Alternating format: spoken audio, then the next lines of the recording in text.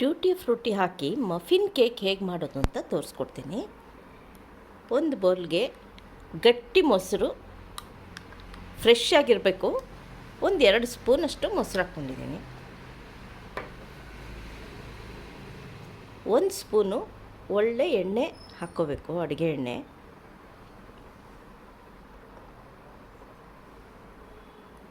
ಒಂದು ಸ್ವಲ್ಪ vanilla essence,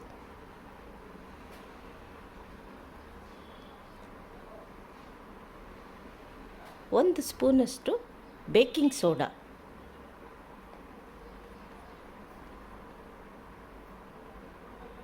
ಸ್ವಲ್ಪ ಉಪ್ಪು, ಅಡುಗೆ ಸೋಡಾ ಒಂದು ಸ್ವಲ್ಪ ಹಾಕ್ಕೋಬೇಕು.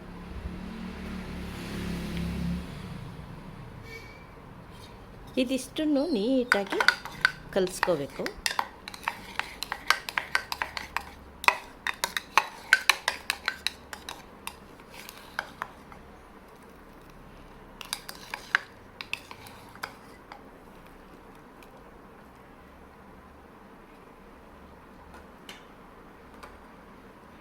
ಈಗ 1 ಕಪ್ಪಷ್ಟು ಮೈದಾ ಹಾಕ್ಕೋತಾ ಇದ್ದೀನಿ.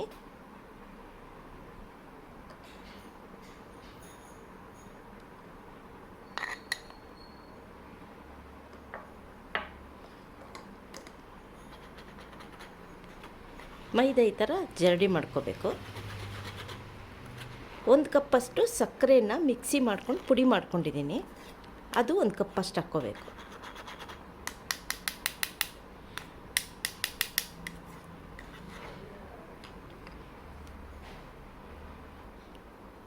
ಈಗ ಸಕ್ಕರೆ ಪುಡಿನೂ ಇದೇ ಥರ ಜರಡಿ ಮಾಡ್ಕೊತಿದ್ದೀನಿ. ಇದು ತುಂಬ ಇಂಪಾರ್ಟೆಂಟು, ನೀವು ಈ ಥರ ಮಾಡಲೇಬೇಕು ನೀಟಾಗಿ ಬರಬೇಕು ಅಂದರೆ.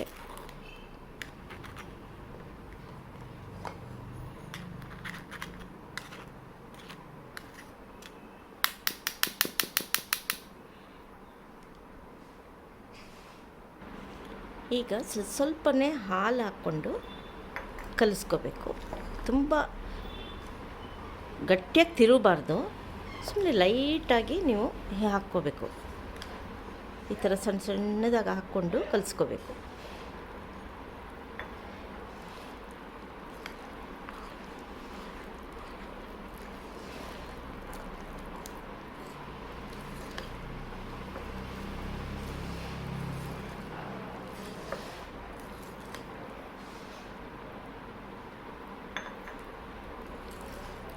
ನೀವು ಇದೆಲ್ಲ ರೆಡಿ ಮಾಡ್ಕೊಳ್ಳೋ ಅಷ್ಟೊತ್ತಿಗೆ ಓವನ್ನ ಪ್ರೀ ಹೀಟ್ ಮಾಡ್ಕೋಬೇಕು 180 ಡಿಗ್ರಿಯಲ್ಲಿ.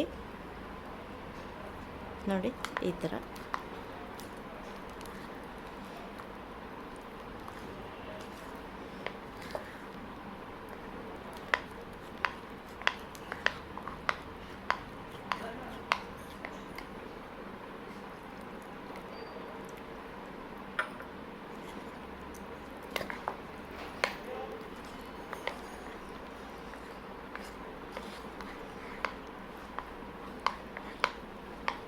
ಈಗ ನೋಡಿ ನೀಟಾಗಿ ಬಂದಿದೆ.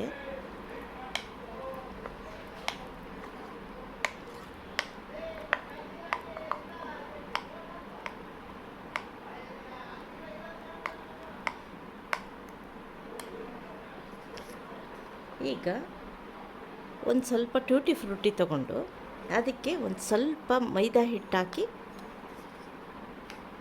ಕಲಸಿ ಹಾಕ್ಕೋಬೇಕು. ಈ ಥರ ಮಾಡೋದ್ರಿಂದ ಟ್ಯೂಟಿ ಫ್ರೂಟಿ ಎಲ್ಲ ಕೆಳಗಡೆ ಹೋಗಿ ಕೂತ್ಕೊಳ್ಳಲ್ಲ, ಒಂದೇ ಸಮ ಬಂದು ಕೂತ್ಕೊಳ್ಳುತ್ತೆ, ಎಲ್ಲ ಬೆರೆಯುತ್ತೆ ನೀಟಾಗಿ.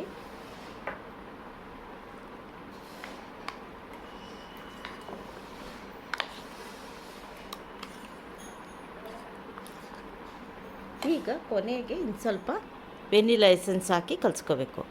ನಿಮ್ಮ ಹತ್ರ ವೆನಿಲಾ ಎಸೆನ್ಸ್ ಇಲ್ಲ ಅಂದರೆ ಸ್ವಲ್ಪ ನಿಂಬೆಹಣ್ಣನ್ನ ಹಿಂಡ್ಕೋಬೋದು.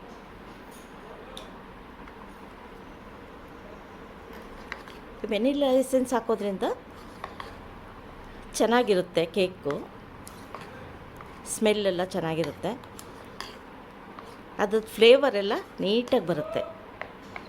ನೋಡಿ ಈಗ ರೆಡಿ ಆಯಿತು. ಈಗ ಮೋಲ್ಡ್ಗೆ ಹಾಕ್ತೀನಿ.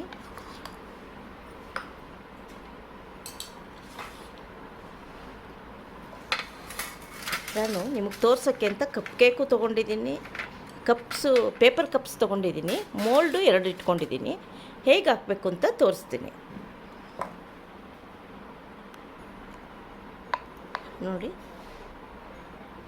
ಈ ಥರ ಹಾಕಬೇಕು, ತುಂಬ ಹಾಕಬಾರ್ದು, ಅರ್ಧ ಹಾಕ್ಕೋಬೇಕು.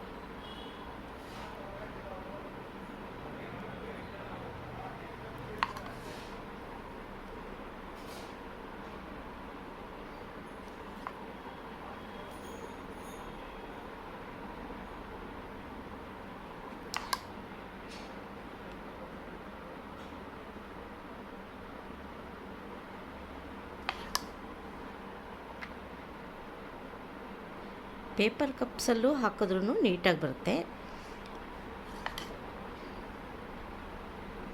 ಇಲ್ಲ ಅಂದರೆ ಬಟರ್ ಪೇಪರ್ ತೊಗೊಂಡ್ರೂ ನಿಮಗೆ ಚೆನ್ನಾಗಿ ಬರುತ್ತೆ. ಬಟರ್ ಪೇಪರಲ್ಲೂ ನೀವು ಹಾಕ್ಬೋದು.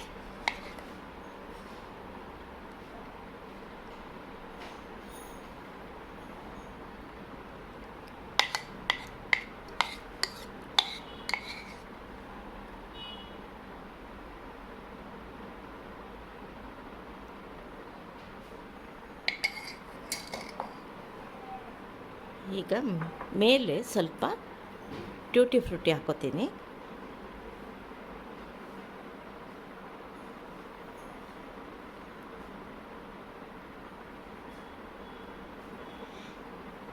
ಈಗ ಇದು ಓವನ್ನಲ್ಲಿಟ್ಟರೆ ನಿಮಗೆ 20 ನಿಮಿಷದಲ್ಲಿ ಬೇಕು ನೋಡಿ. ಓವನ್ನ ಪ್ರೀ ಹೀಟ್ ಮಾಡ್ಕೊಂಡಿದ್ದೀನಿ.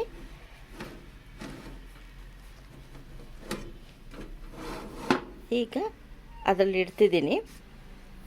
ಈಗ ಇನ್ನು 20 ನಿಮಿಷ ಈಗ ಆನ್ ಮಾಡಿದ್ರೆ ಕೇಕ್ ಆಗುತ್ತೆ.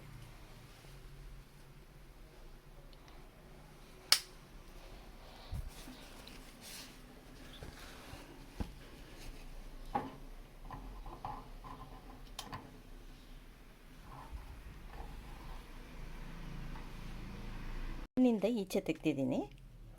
ತೆಗೆದ್ಮೇಲೆ ಈ ಥರ ಕಡ್ಡಿಯಲ್ಲಿ ಚುಚ್ಚಿ ನೋಡಬೇಕು. ನೋಡಿ, ಬೆಂದಿದೆ. ಬೇಯ್ದಿರ ಇದ್ದರೆ ಇದಕ್ಕೆಲ್ಲ ಅಂಟ್ಕೊಳ್ಳುತ್ತೆ. ನೀಟಾಗಿ ಬೆಂದಿದೆ. ನೀವು ಪೇಪರ್ ಕಪ್ಸು ಅಥವಾ ಬಟರ್ ಪೇಪರಲ್ಲಿಡಿ, ಪ್ಲಾಸ್ಟಿಕ್ಕಲ್ಲಿ ಇಡಬೇಡಿ. ನೋಡಿ ಎಷ್ಟು ಸ್ಪಾಂಜಿಯಾಗಿ ಬಂದಿದೆ.